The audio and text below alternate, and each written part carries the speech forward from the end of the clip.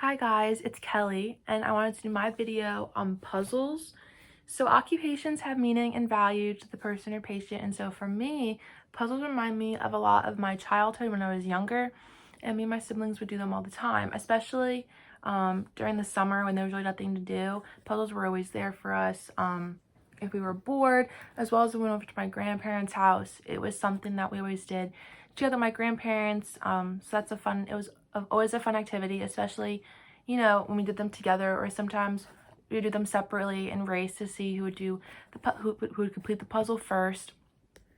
So that was always a fun time. But puzzles also have the capability to help with fine motor and cognitive skills, as well as injuries. So I found this article, and it's called A Critical Analysis of Occupational Therapy Approaches for Perceptual Deficits in Adults with Brain Injuries. And so the author, Marie Nesdat, talks about how activities including puzzles and pegboards can help with perceptual skills, positioning, and sensory integration. And so for the demonstration for the puzzles, I already did a little bit of the puzzle that I chose. And so the cool thing about puzzles is that you can kind of do them in any way that you prefer. So for me personally, I take the puzzle pieces out of the box and I look at them, and what I do is I sort them. So I'm doing a jumbo puzzle. It's a children's puzzle, but so for example, like this one has an edge, and so I'll put it in one pile, and this one doesn't have an edge, so I'll put it in a different pile, and I'll go through, depending on how many puzzle pieces. It may take a little bit longer to do, but you just want to separate the two into two different groups, which can also be a fun activity to do, especially with children. That's what we did all the time, was we just sorted through, and we separated the two into two groups. And then what we would do first is we would do the edges, and we would do the frames of the puzzle, and we would go in and do the ones with no edges and connect them to the frame. So I will show you. I'll just do one puzzle piece on this puzzle. But the cool thing about this puzzle actually is that one side of the puzzle is just the normal colored side, but the other piece is black and white. And so you can see my brother did a little bit of coloring, but you can color it yourself, which is another fun activity within the puzzle. So I'll just show you just putting the one puzzle piece in. And so I have my puzzle piece, and I'll just stick it in, and yeah, and then you complete the rest of the puzzle. And it's a fun activity, but it helps with so many skills.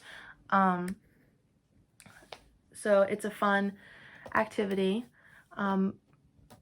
But puzzles can be classified as play and leisure, and usually for children it's play. And during this course, actually, I watched an observation of a child for pediatrics, and what the OT did was they had an obstacle course, and the child would go through the obstacle course, but then they would stop at little stations, and he would complete like a two puzzle piece puzzle, or 4 puzzle piece, and it would, the pieces would get bigger through the obstacle course. But she broke up the difficult task for him, which was the puzzle pieces and connecting them, through a fun activity. So that helped him.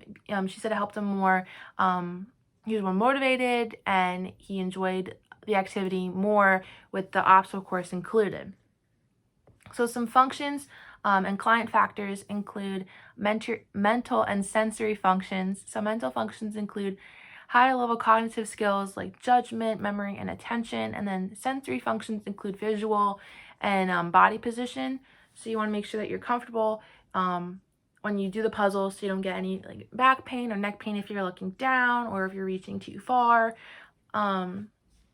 You just want to make sure that you're comfortable when you do the puzzle. So performance skills include motor and process skills. So motor skills are positioning, reaching, and gripping. You want to make sure that you have a good grip on the puzzle pieces. These are bigger piece sizes, but puzzle pieces usually come smaller. I actually found this puzzle. It's called a micro puzzle, and it's just super tiny pieces, which can help if someone has immature grasping patterns. Again, like I watched a video during this course, and they reached in and grabbed smaller objects. So this size can be perfect for grasping. Also, process skills include sequencing and organizing. So puzzles don't have really a lot of steps. You just complete the puzzle. But for me, my sequence is taking the puzzle pieces out, sorting them into the 2 categories, and then doing the frame first and then the middle pieces and stuff like that. So that's my sequencing and organizing it so you can have the finished product of the puzzle. So the good thing about puzzles is that they come in all different sizes and puzzle pieces, and I showed you the micro puzzle, but this is important for grading, because if the puzzle seems too complicated, you can adjust, or if it seems too easy, you can always adjust. So for example, if the patient is really, they're doing amazing with a jumbo size, then you can move to a smaller puzzle size. Like this one is 1,000 pieces, so it's a little bit more, the pieces are a little bit more smaller, which can help. Or if they have trouble with an 1,000 piece, you can move to a bigger size. Like this one is jumbo. This one is a floor puzzle, and this one has bigger puzzle pieces and easier to do. So you just have to, you can always adjust. Another thing that you can change is having the image for visual reference. So for me, when I do puzzles, I like to put this on the side and kind of look to see, where the puzzle pieces are on the puzzle. But again, you can take the visual reference out and just do it off of memory, and that can be another good way to adjust the activity.